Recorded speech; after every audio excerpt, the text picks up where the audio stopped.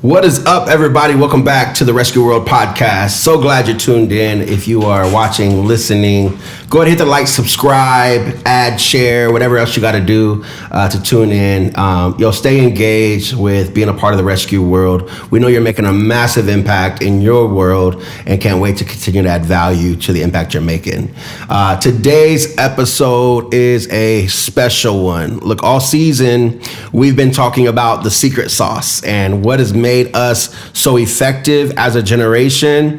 And our guest today has found the literal secret sauce, to what God can do in your life with just one yes. I have none other than Brenda Palmer here with me. Thank you so much for being here. Thank you for having me. Absolutely. It's an honor and a pleasure for sure. Of course. Now, context, background, we go to the same church. Yes. So shout out to Fearless. What up? And we know a lot of the same people. So that's been a kind of a cool, and so that's been kind of fun. But it's like our first time to really kind of hang and talk, and so I'm looking forward to diving into Yes, here. me too. Yeah. Now, where are you from originally? Where's home for you? I'm from Chicago. Chi-Town. Yes, the best city in the world. All right, born and raised? Yep, born and raised. Okay, how'd you get to SoCal? Saying yes. Oh, okay, there we go. For sure, no. But originally, I moved to LA to work in entertainment. My background's in production. Okay. So that was the goal, TV production. Oh, yeah, okay. Yep, like film. I ended up doing a lot of digital production because I feel like I came right at the cusp of the shift. Okay. So yeah, that was the original goal, and somehow I ended up becoming a preacher. And then got hijacked, and wow. For sure. Okay, let's talk a little bit about your journey in the ministry then, because it's not often that you'll hear somebody that comes from a media or production background, and all of a sudden God get a hold of them in a very unique way, I'm guessing. Yeah. And now you're preaching literally everywhere. I'm watching you. I'm tired watching you, by the way. It's funny because when early on in ministry, when you aspire to be that, you're like, oh my goodness, I wish that's me one day. I don't aspire that no more. It's exhausting. I never aspired. That's what I'm saying. I'm tired watching. Man. Yeah, no, it is tiring, but I know God's graced you for it, for the season you're in. I think it's incredible to see where you're at right now. How'd you get into ministry?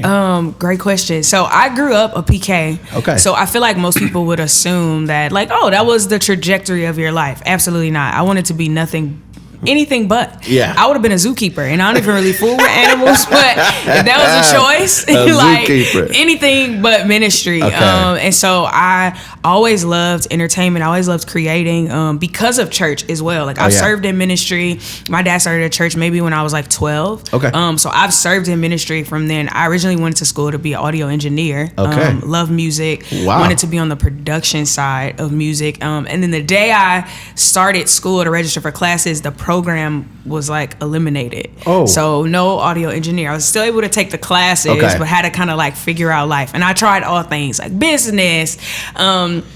And I had a roommate who was a junior, and she was like, I think you'd be good at communications. Ooh. And I'm like, sure, never tried it. Why not? Yeah. We here now. Yeah, let's go. And so I kind of ended up doing that, and that kind of is where I grew to love behind the scenes. I didn't really like journalism because you can't have an opinion, and I have a lot of opinions. And I didn't like that I needed to be biased. It's no, you can't be biased. You gotta be neutral. And I'm like, that doesn't work for me. Yeah. So I ended up going the production route.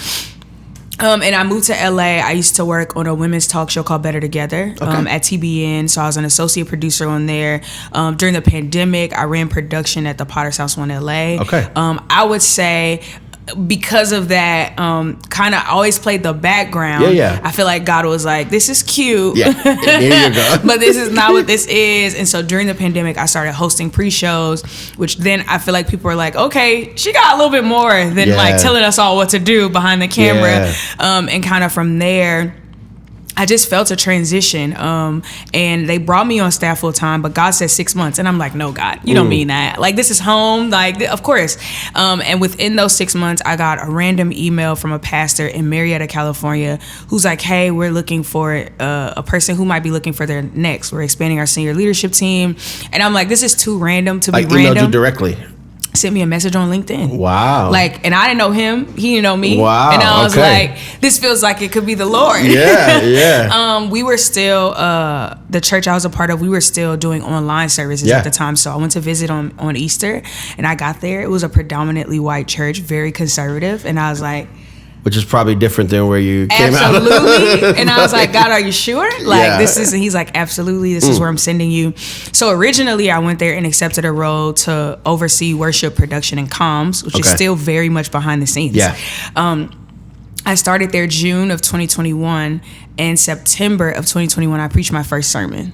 Okay. Wow. So very right away. He's like, hey, how'd you feel about preaching? I'm like, never did that. I got a podcast that at the time was not visual. It was only audio podcast. Yep, I started in my closet when I lived in Long Beach in my little studio apartment. So I'm like, the context of preaching, no. I had like run Bible studies in my house. Sure. When I lived in Chicago, I ran a young adult ministry. Okay. But not that, to me, was not giving preaching on anybody's platform. Right. It was like I could communicate, like I could tell you like this is what the Lord is showing me in the Bible, and hope that it helps you. Yeah. And I just remember like God saying, when I moved there, like, you need to start saying yes. Because I had been running for so long.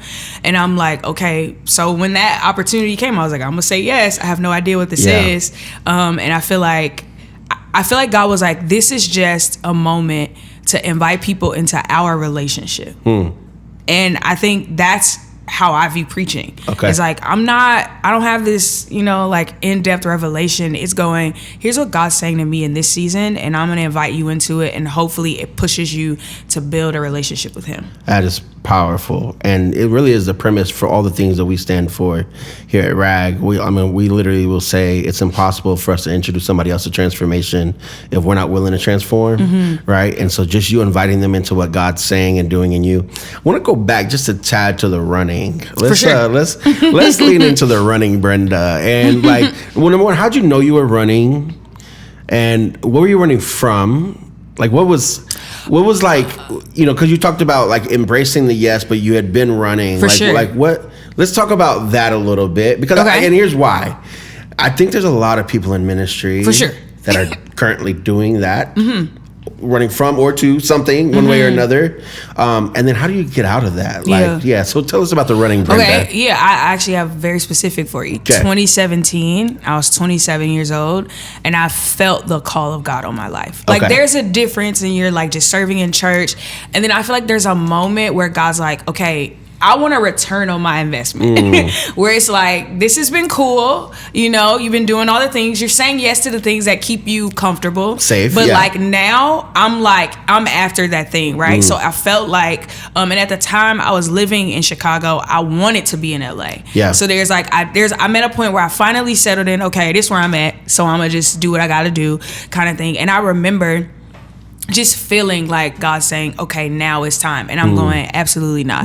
Don't want to do it. I'm not the person you want. And I remember going to a wedding for my friends from college in New Orleans, and I remember intentionally trying to prove to God I wasn't the one he wanted. So I hadn't like smoked and drank in a long time. I went on a binge. I was like, I'm just outside. Okay, I'm turning up. I'm like, see, it's not me. You don't want me to do anything in ministry, because this is how I'm gonna be. Like I'm gonna be outside like this. And I just remember, like, I was high, like in the back seat of my car, rummaging for snacks because I had the munchies. Like, I'm like, see, God, it ain't me.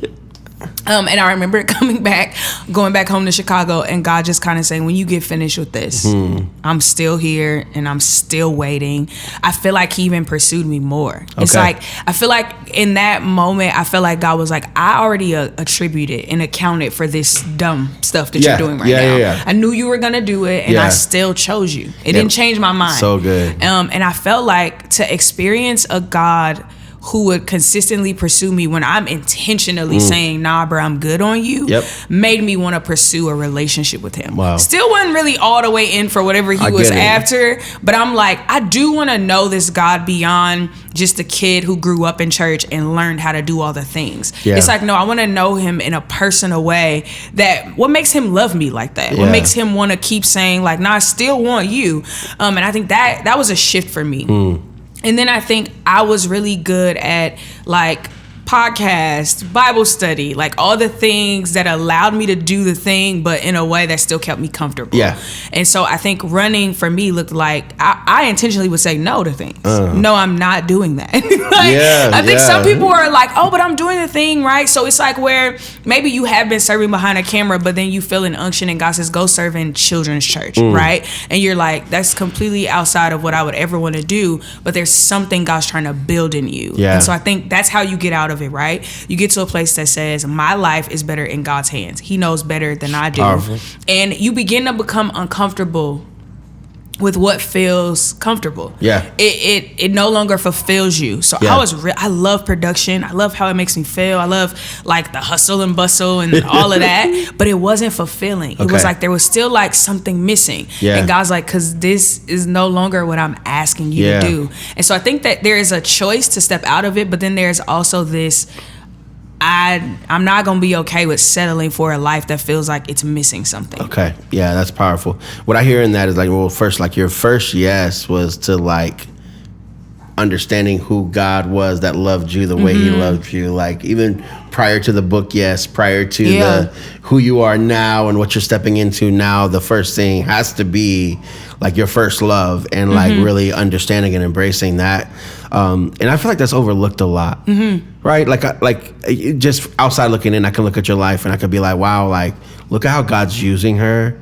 Lord, would you do that too? Like whether it be for me or for somebody else, but like because we see the outside of it, but the heart behind all of this and where probably the initial like started was like you said yes to like actually embracing who God was and his love for you. And I think like just the foundation of that is a really powerful one. And it makes sense why you're growing the way you're growing and God's doing what he's doing. Yeah, because I think that any motive outside of pleasing God or any motive outside of what I'm doing with my life is a response to what God's done for me is not going to sustain you. It's going to run out. You know what I'm saying? Nothing's going to be great. Nothing's going to be perfect. So if I'm only doing this for the likes, when the likes go away, I'll go away too. So right? Good. So I think that the motivating factor for me is like, I didn't start the conversation. What I'm doing in life is a response to what God's done for me. So it has to start at understanding why he loves me so much. Yeah. Because out of that, then it's like, it gets easier to say yes because it's like, my yes is about the fact that he already said yes to me. So I'm responding to that. Yeah. And so I think it's rooted in that. And then all the other stuff is a byproduct of the yes I've given. 1000%. But whether that comes or goes, I'm still gonna be solid in this because this is about like my relationship with the Lord. We're gonna hold that thought because I'm gonna come back to there in a little bit because I do want to like what happens when this doesn't happen, but I want to move the conversation into the book writing process. Okay, can we like? Did you ever know you were gonna write a book? Absolutely not. Wasn't a dream. Wasn't on my list at all. Yeah. Okay. So what was the yes to the book like? Like what? Like why say yes to writing a book? And then tell me just a little bit about your writing experience process, how you got to there. For sure. I always say I'm like my bio on Instagram says I'm just a girl who say yes to follow Jesus, and it just lands me places. So I was living in Temecula. I was on live, like on Instagram live, and randomly a girl just writes in my comments, "Have you ever wanted to write a book?" And I ignored her at first because I'm like, it's a random question. I don't know this girl. Like, no. And so I'm like, nobody has any questions, and she says, yeah, I just asked one. And so then I'm like, sure, I wanted to write a book. Yeah. I also feel like it was something the Lord told me to do a long time ago. And I was like, nah, bro, I don't want to write a book. Yeah. And so I felt a little attacked by the question. And so then she's like, well, do you want to like self-publish or traditionally? I was like, self-publish sounds like me spending money to do something I don't want to do. So I'm good on that. And so she was like, okay, cool. Like I work for a publisher. Like I'll send you a DM. It's Instagram. So everybody does something. So sure. Long story short, she did send me a DM and then later sent me an email about writing a book. I've been following you for a while. I think there's some things that like the world needs to hear that you have. I'm like, okay, cool.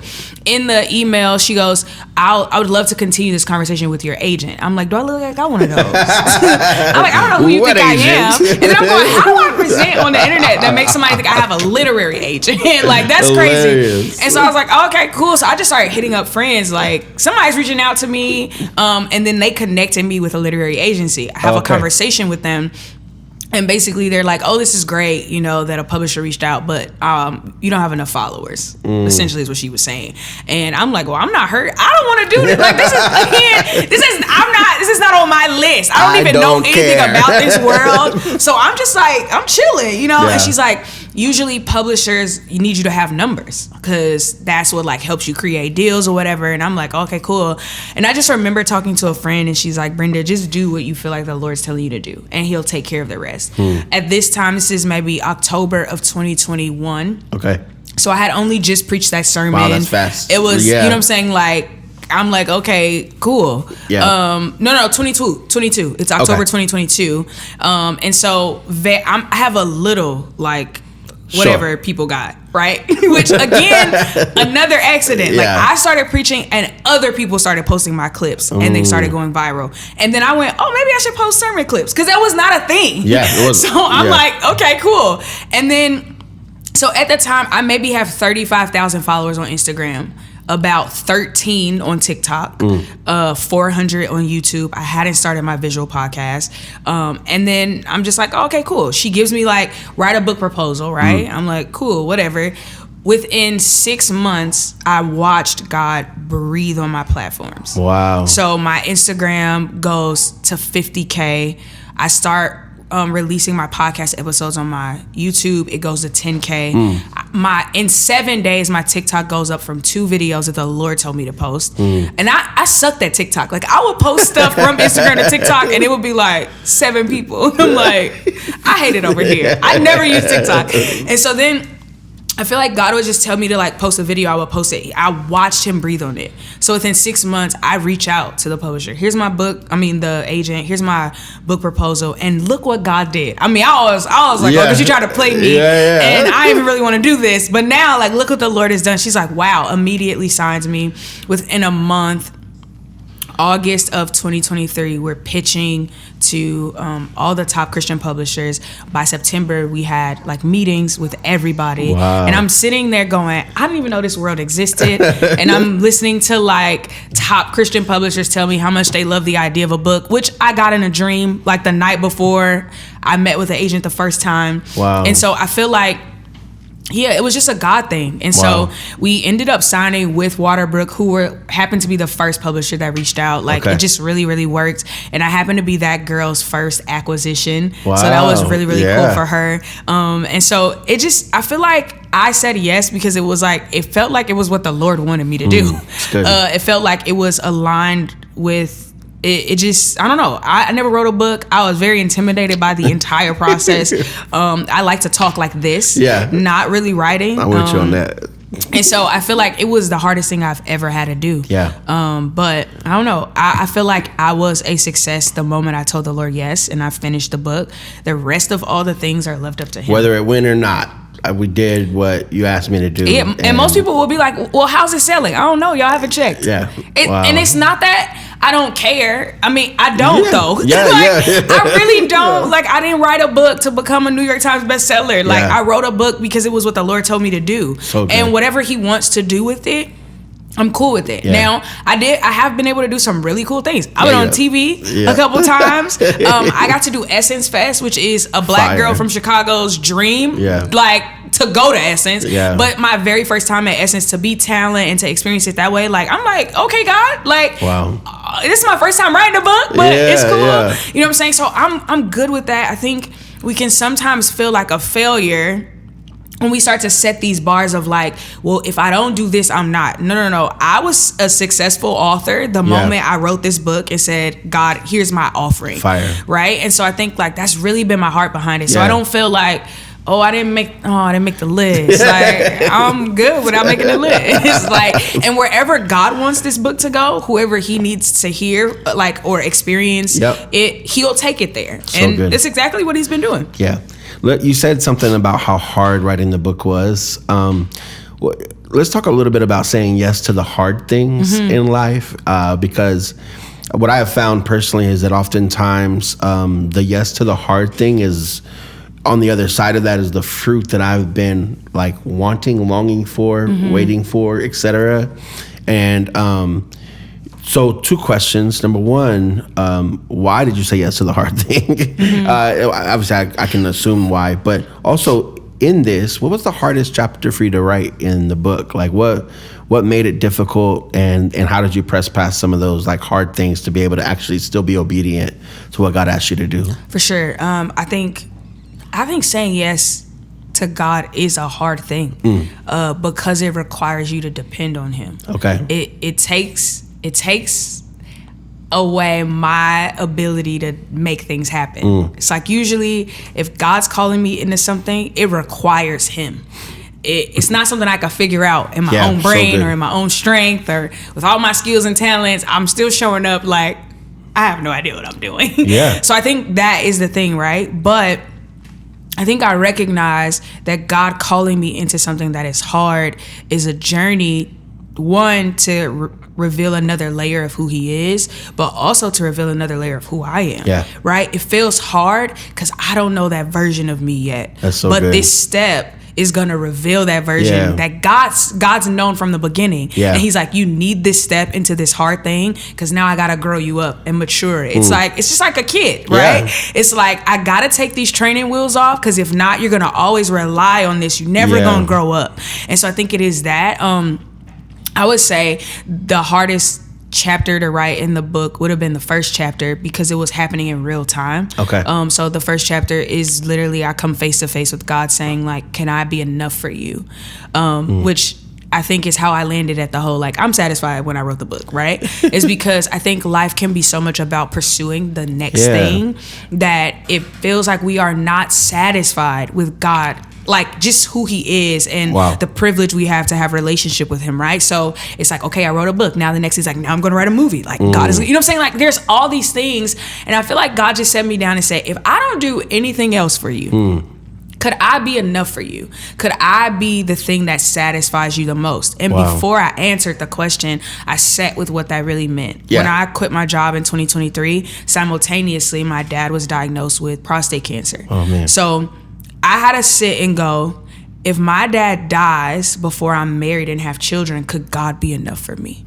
I think religion will have us jump right into that conversation, that question, and be like, yeah, God, you're all I need. And I'm like, nah, I want to sit with what does that actually really mean? Like, what are the greatest desires of my heart?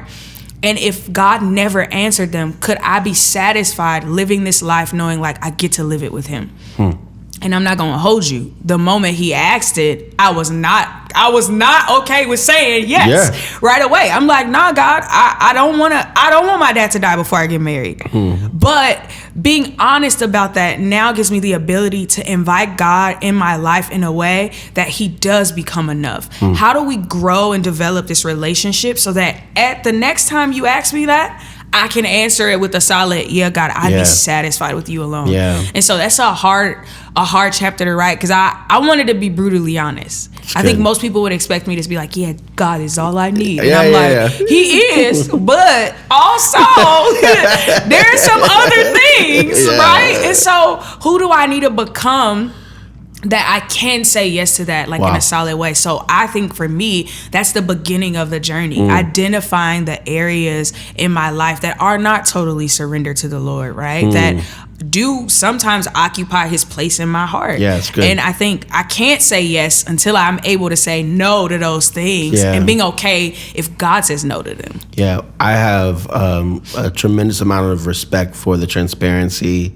here and in the book, and just like what that journey and process is like, because I think unfortunately, and a lot of times in our faith world, we tell the highlight story and we tell the good side of being obedient and and we don't always expose the idols that are still there, the tension between what now is and then me even saying yes. And so just you even describing that right now, our podcast primarily will attract youth workers, and I'm just thinking of them listening to that, that they're not alone in their wrestling. They're not alone in the hesitation to say yes or to be obedient. And what was it that gets you over the hump of the tension though? Because I think there's a choice, right? There's some people get to the tension and fall back, and then some people get to the tension and then they're I'm in. Like, I'm going overboard. What was it, though, that got you over the tension of that wrestling? I think the consequences of wrestling and choosing not to. Okay. I think that there are consequences to disobedience. Facts. And I think when you experience them enough, you go, I know I don't want to do the thing that the Lord's asked me to do, but I'm more afraid of what will happen if I don't. Wow. And I think holding the weight of that, I think the other thing I hold the weight of is that it's all so much bigger than me. So good. And that there are lives that hang in the balance of my indecision to follow the Lord. Yeah. And so I use this as an example. When we go throughout scripture, before God calls someone, he usually says, I heard the cries of the people, so now you go. Yeah. So when that happens, it's almost like when God created you and gave you to your parents, he was creating you to be an answer to a cry of a people. Yeah, facts. When you don't respond to God, there is a people who will continue to cry until you say yes. And so I hold the weight of that. I hold the weight of, okay, this is a privilege, right? Although it's an inconvenience to my life and a disruption to whatever I had going on, it's like, but God is trusting me enough to partner with me to answer a cry of a people. And as long as I vacillate between, well, God, I don't know if I really want to do this, and this is uncomfortable, I don't know where it's gonna go, I don't know if I got the money, it's like all these things. And he's like, yeah, but those people need me, and I'm choosing you to be the way that they encounter me. And as long as you wait, that people feels like I haven't shown up for them, when really 34 years ago I created an answer to their cry. And so I think I hold the weight of all of those things. And I just think that, like, as much as it feels better to be like, at least I know this part, right? Because that's usually what it is. It's like, we don't want to go beyond what we know. We like, God, I'm going to go, but could you give me, 5 looks into what it's going to be? Yeah. And there's like, this feels safer because it's like, at least I know this. But the issue is that this is all it will ever be. It's good. If God's moved on and asked you to step into something else, you've now hit the ceiling here.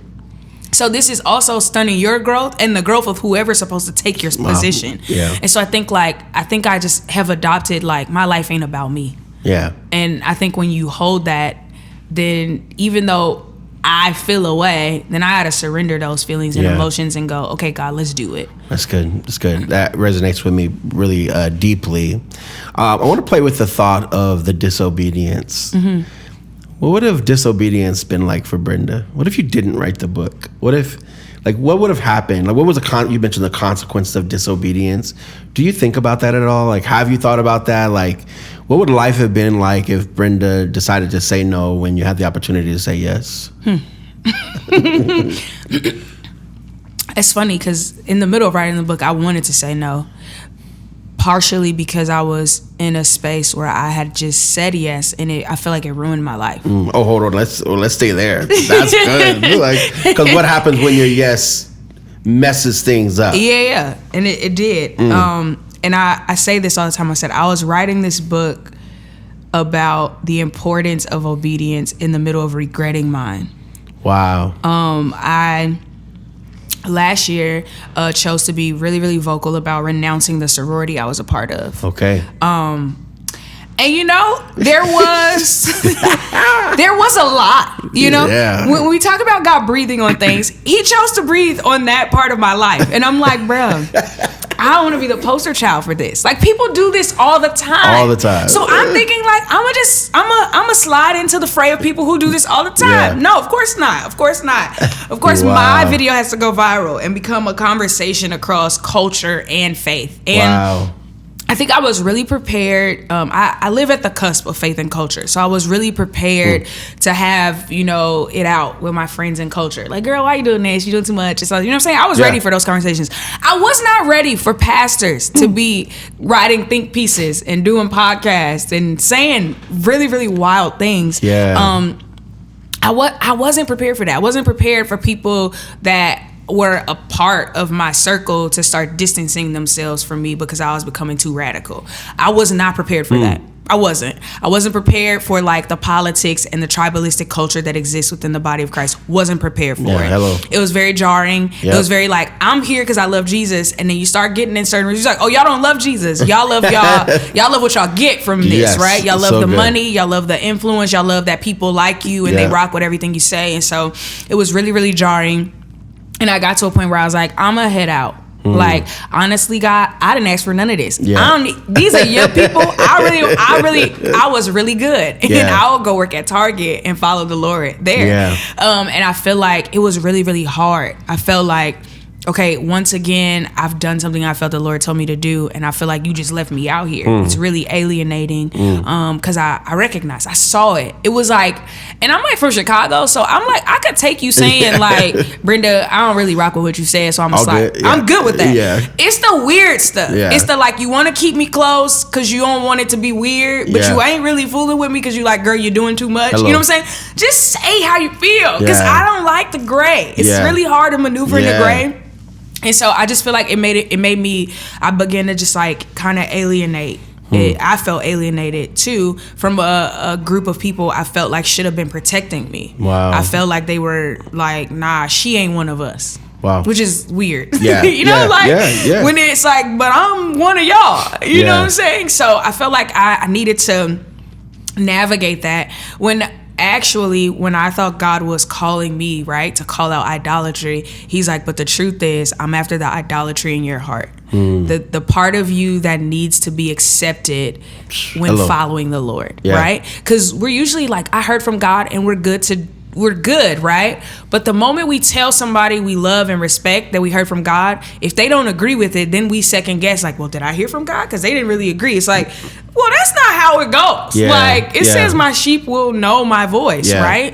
And so I think God was like, I'm after the idol of acceptance. Like, you needing to be accepted in a space that I'm actually calling you to disrupt. Wow. And so I got to separate you from this. I know it hurts. I know it sucks.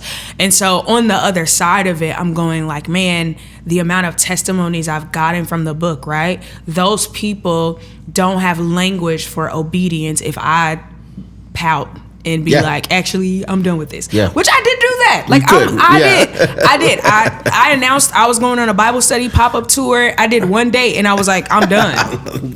No more tour. I'm like, the Lord said I need to pause, which I think he did, because I needed to deal with my heart. Because I also hold the weight of, like, I can't be telling people stuff with all of this. Because who knows what I would have been saying. And so it was that. But I honestly, in my heart, was like, I don't want to do this. It's good. And so I think that you then go, and then I feel like God needed to take me on a journey and remind me why I said yes in the first place. So did you say yes so that everybody would be cool with it and that everybody would like you? or did you say yes to please me? Because pleasing me will often disrupt all of those other relationships, especially if you hold them as idols in your heart. Whoo, you said a lot there. We'll talk about the heart for a second. We do a lot of coaching here. It's kind of the tool that we utilize, by which we've seen a lot of amount of transformation. And in the coaching world, what they'll say is there's usually 4 idols that are at play in a person's life or heart. And it's looking good, being right, being in control, or comfort. And usually it's one of those, like, and I'm just hearing you talk about your heart and how you had to clear that up before, like, any of this other stuff was going to transpire. I know last week we had a big event, and literally going into, it was like Thursday before, and Friday the event's about to start, and I had to call a friend who I was offended with, that I had to be like, we got to have a conversation, because I don't want to go into the weekend like hard-hearted. And just examining my own idols. Talk about why that's so important in the body of Christ for leaders. I know there's youth pastors out there that have been offended, have been hurt, both by students, probably by senior leaders, by like a little bit of everybody. Why is that so valuable for you in your journey of yes? And then how's God used that part of you of actually really facing your own like idolatry to overcome whatever it is that he was calling you into? For sure. Scripture says, guard your heart, because out of it flows the issues of life. So I think offense is one of the enemy's easiest roadmaps to distort what comes out of you. So good. When something hits your heart and it goes unaddressed, it then becomes the lens in which you view life. So you almost reach a point of stagnation, right? Because you can't receive anything new because there's a lens that tells you it's just like what hurt you. And you can't also offer anything because now you're so guarded because you don't want to be hurt. And so I think like when something hits your heart, for me, is like the first place I'm taking it is to God. Yeah. And I'm going, ooh, that one hurt. Yeah. And then immediately I'm going, now God, give me your eyes for this person, so that my lens for them doesn't become what I feel like they've done to me. And that comes with learning. My moving to California came on the heels of a betrayal from my pastor and finding out that he was in a relationship with my boyfriend. Hello. I know. Deep breath. Yeah. You said, whoa. Yep. All right. Here we go. Just gotta throw it in there. It's beautiful. You know, yeah. And not beautiful, but not beautiful, yeah. But I hear you. Yeah. It was pretty crazy. Yeah. But I feel like God used that situation to teach me his heart. Almost immediately, I had an empathy and compassion for them. Wow. To know attribute to myself. I hear you. But very much, I feel like God almost immediately, because he was using that situation to teach me how he loves us. We betray God all the time. We break his heart every day. Yeah. And he doesn't change how he loves us. Wow. He doesn't change how he shows up for us. And I had the crazy ability to do that for them. They didn't know I knew until I said I knew. The way I showed up didn't change, and I feel like it was because God needed to teach me his heart. Wow. He needed to teach me how to, it was like he taught me how he loved and then gave me the ability to love others that way. And so I feel like that's something I've adopted or tried my best to duplicate throughout my life. And so even when you mention like, man, having a conversation with a friend because something hit your heart, I feel like that's a lesson I had to learn within the past year of like how to have the tough conversations. I feel like God slapped me. I think it's with Matthew 5 where it says, if you take an offering to the Lord and you find out that your brother has an ought with you, it says, leave it and go deal with that. And that was tough for me because I'm like, they the one with the problem. They should tell me. They should come to me. Yes, and he's like, that's you are a peacemaker. So go make peace. And I feel like God took me on this journey. Wow. Of like having to reach out to people and not go, why you stop talking to me, own something that I didn't even do. It was the most humbling yet irritating. It's like having to call and be like, hey, you know, we haven't talked in months. I just wanted to say, man, I'm sorry for how I handled it. I don't even know what I'm talking about. Like, I don't know what it was. I'm just like, man, you know, like I could have done better. I could have created more space for us to, you know, reconcile. Like I had to own a lot of things in the past year that I did not do. And I'm like, but it didn't take anything from me. It actually grew me up. It actually gave me a better lens to see people. It's like I needed to create a space for them, for even them to say like, you don't actually owe me an apology like I do, right? But it's like, I'm not trying to be right. I just want to clear the space and clear the air so that when you hear my name, your little stomach don't hurt, right? You don't be like, you know what I'm saying? Or you come across a clip and you like, she ain't even really like that. It's like, nah, I am like that. And like, let me like lay down my ego and lay down my pride and go lay at their feet and go, man, if I've done anything. You know, like, please forgive me. I also was going through a terrible time. Not an excuse, but here's some insight and some context. I wouldn't just be being trash. It's just I had a lot of things that hit my heart that I didn't deal with, and they were unprocessed, and then it became my lens. So now everybody's an enemy. So how I'm showing up and responding to things is clearly out of trying to protect myself from hurt. And so it goes back to that you gotta deal with it, because offense unaddressed becomes a lens that distorts your view of everything, including God. And so you gotta deal with it. Wow. Thank you for that. That's a powerful. You said something about ownership, and there's like, it's really interesting because, you know, in your subtitle you talk about radical obedience, but also I hear like in your language like a radical repentance that takes place, and I would often just reference that like, repentance can't happen without ownership. No. Right? So what are you repenting for if you're not fully owning? But I just hear that in you, and what I'm very encouraged about by that is that John the Baptist makes it clear, repent for the kingdom of heaven is at hand. And oftentimes we want the kingdom of heaven without the repentance that comes before that. And it makes sense why the kingdom is at hand for you, because there's a level of just radical, like not only just like obedience, but real repentance, wherever God's putting his finger on something in your life. And so you've been in ministry for how long now? Like full time. Yep. Full-time 2 years. It's great. There are people in here that are in their 2-year journey, 4-year journey, or 6 months journey. What would you share with them when you think about a youth worker, somebody that's really working with young people, Gen Alpha, Gen Z, like, and they're wild out here, and what would you just share with them from your book or from your heart? Like, I just wish y'all got this. What would that be? Ooh, man, I think I would say the biggest lesson I've learned is cultivating a secret place. I think we just live in a time where we're all so gifted, and sometimes being so gifted can deceive us that we have a closeness to God. So good. Because we have the ability to show up and communicate and move a room, and the kids really got it, and we haven't talked to God in 6 weeks. Yep. So the enemy doesn't really care about you answering your call. His job is to ensure that you answer it without God. So then you become dependent on the gifting and the talent. Yeah. And so, man, I think the best picture we have of that is we always saw Jesus steal away. Yeah.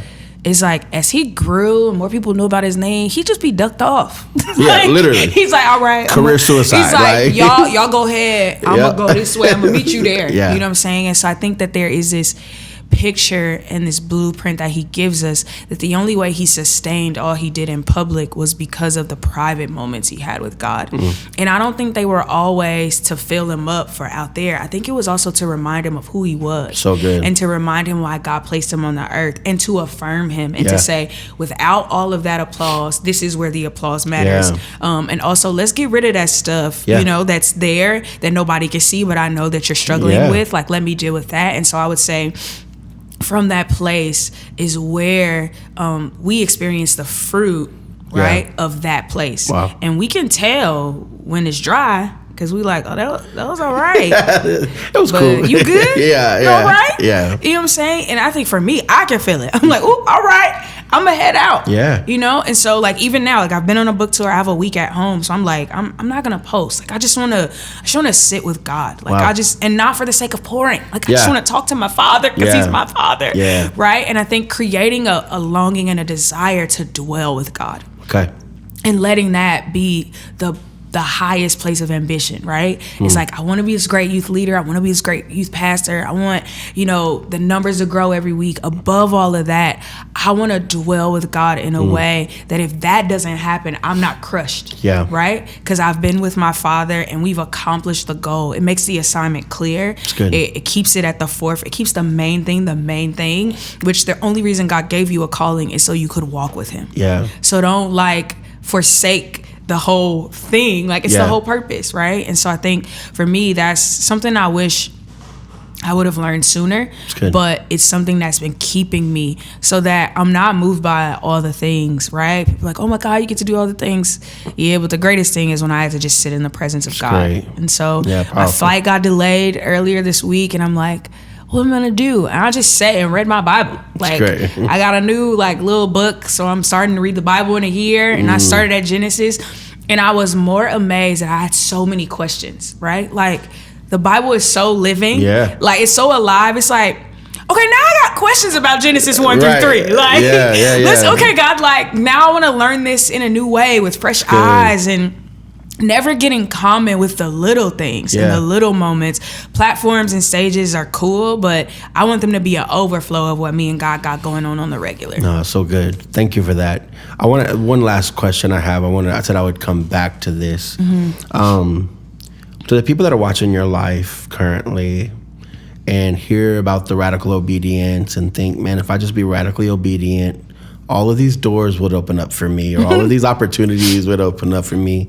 What would you say to those people? I would say, don't be deceived. Something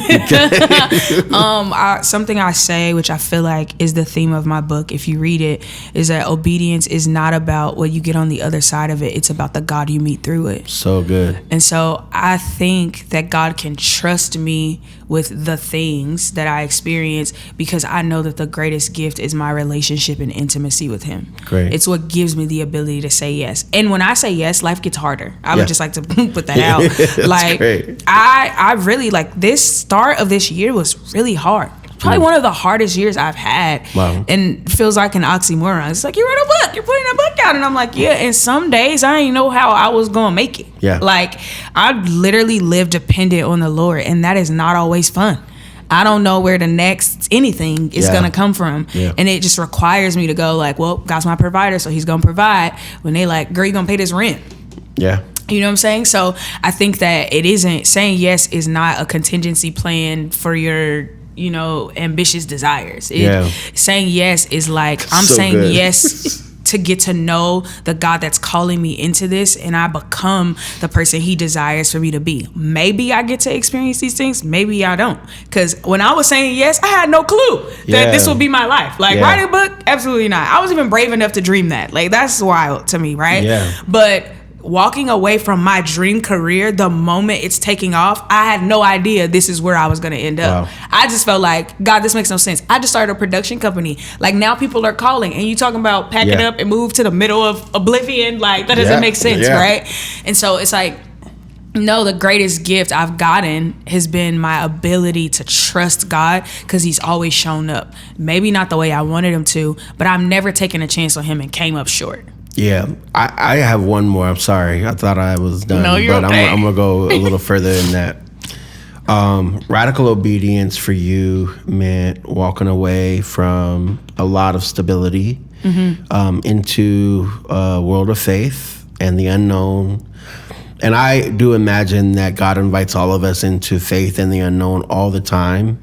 And sometimes that doesn't mean walking away from stability, right? And so how do you reconcile the two of those? Because I could also see some, even I'm listening to your story and I'm like, wow, that's radical. Like, Lord, what would you call me away from? And but then the other part is like, well, maybe you're not calling me away from something, you're calling me into something. Yes. How do you reconcile the two of those for people that are listening to you a lot and that are following your journey of like, I'm about to go be with Jesus and go like leave my job and I don't think you should do that unless the Lord tells you to do it, because that's the only way I'm surviving it, right? So good. I think that I love that you asked that question, because I had a back and forth with the publisher about using the word radical, right? Because they're like, that feels a little too like, I'm like, no, stop lying to people. That's part of the problem. We need to tell people the truth. I think that radical obedience is all obedience is radical, because it is the opposite of what you would desire to do. It is in the simplest form. You have a place to go. Why is the Starbucks line taking so long? And God says, actually go back around and pay for the car behind you.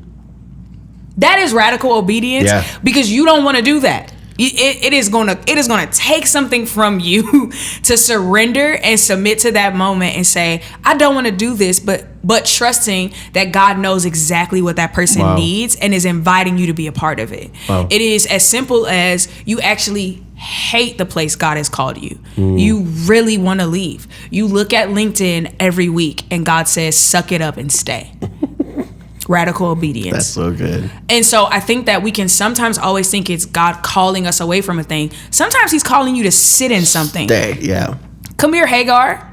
She's running away. God meets her in her running away, gives her the greatest gift. She gets to name God. And then he says, go back and submit to the person who's causing you all this hurt. And you know what I'm saying? And God's like, go back and submit. Because now when you go back, you're going to see me.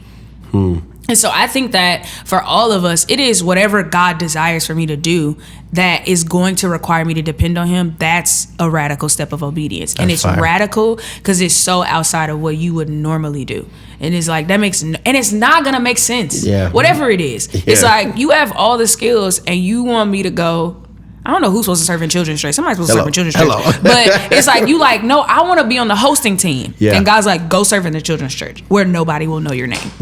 And teach the 4-year-olds. You got a word in you? Go teach the 4-year-olds. Pablo, that's your word, bro. You know what I'm saying? So I think like it could look like all these things, but for me, sometimes like that church, God, I didn't leave right away. I still had to stay there and serve and look at them and go to work every day and honor him like he hadn't done anything to me. That is radical obedience. Because I know I work the media. I could have, sent out a press release. I could have done all the things, right?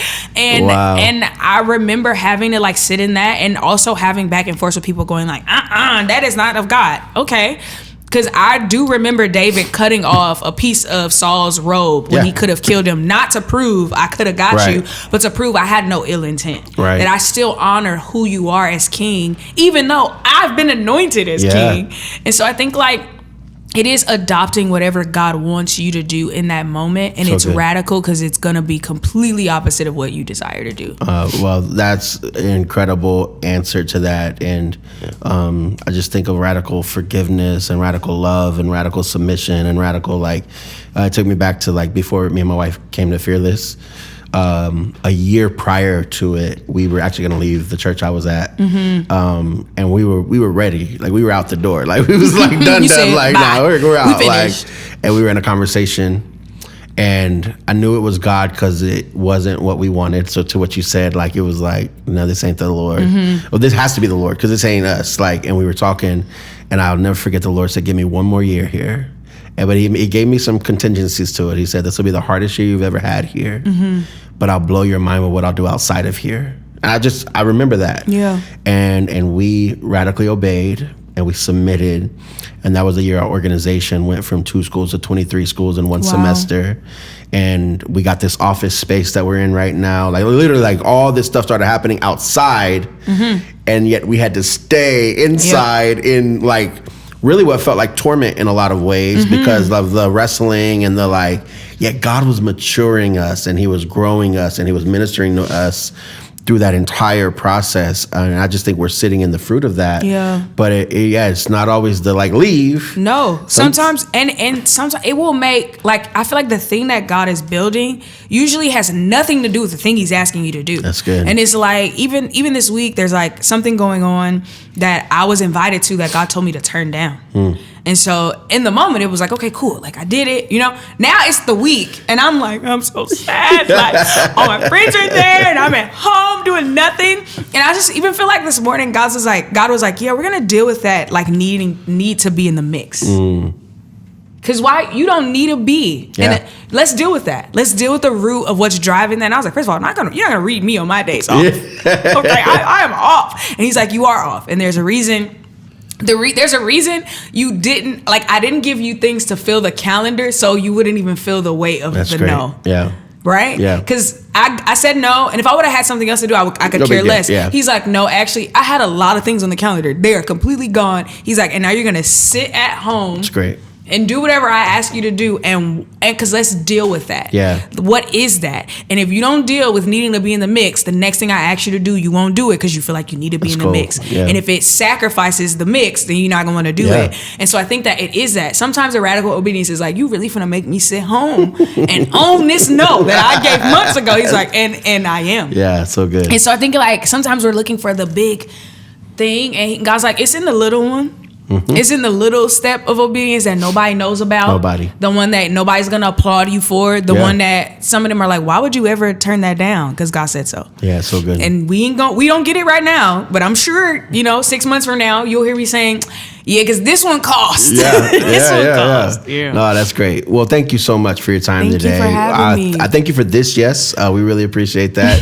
and really excited to see what all God's doing in and through your life. And where can people find you? Where can they grab the book at? Sure. Yeah. Okay. So The Journey of Yes, the everyday adventure of radical obedience, is available everywhere books are sold: Amazon, Barnes and Noble. It's on Audible, or you can just go to my website at IamBrendaPalmer.com. And if you want to follow me, TikTok, Instagram, YouTube, it's I am Brenda Palmer. It's great. Well, for all of you that have tuned into this episode, thank you so much. Shout out to you. Continue rescuing those that are caught up in the trenches all around you. Thanks for being a part of the rescue world. Looking forward to seeing y'all soon. Like, subscribe, share. See you next time.